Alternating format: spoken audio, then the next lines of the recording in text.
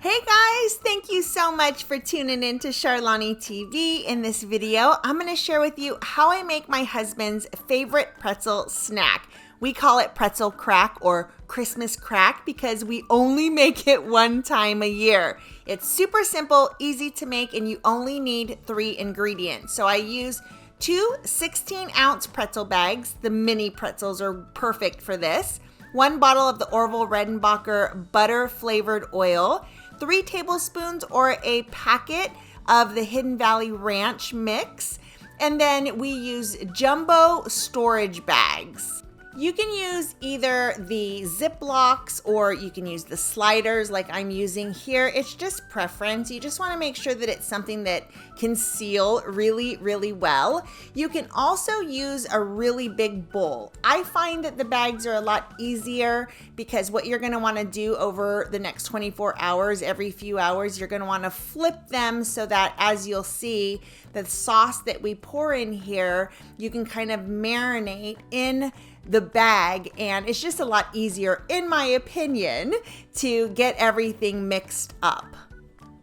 So I'm going to mix the Orville Redenbacher, the butter flavored oil, with the ranch dressing. So I just grab that big measuring bowl and then I get all of the ranch in there. And then what I'll do is just whisk it together. And you want to make sure that you whisk it really, really well and make sure that there's no powder chunks in there, because now what we're going to do is pour it into this bag.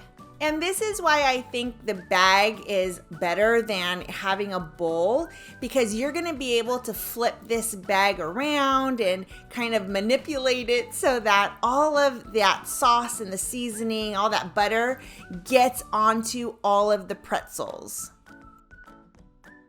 And this is where it becomes really important to make sure that you have a really good seal on this bag, because now what I'm gonna do is I flip it over and I want all of that butter to be distributed throughout the entire bag of pretzels, because your objective here is to make sure that you coat each and every one of those pretzels.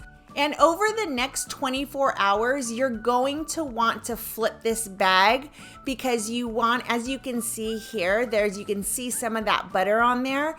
By the time you're done and this is soaked in for about 24 hours, that bag is going to be completely dried.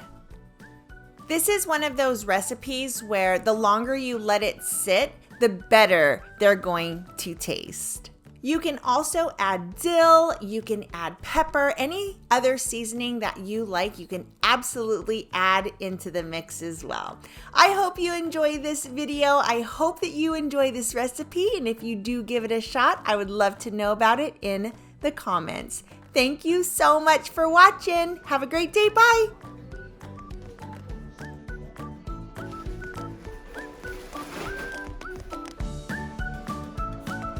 Ah, ah, ah.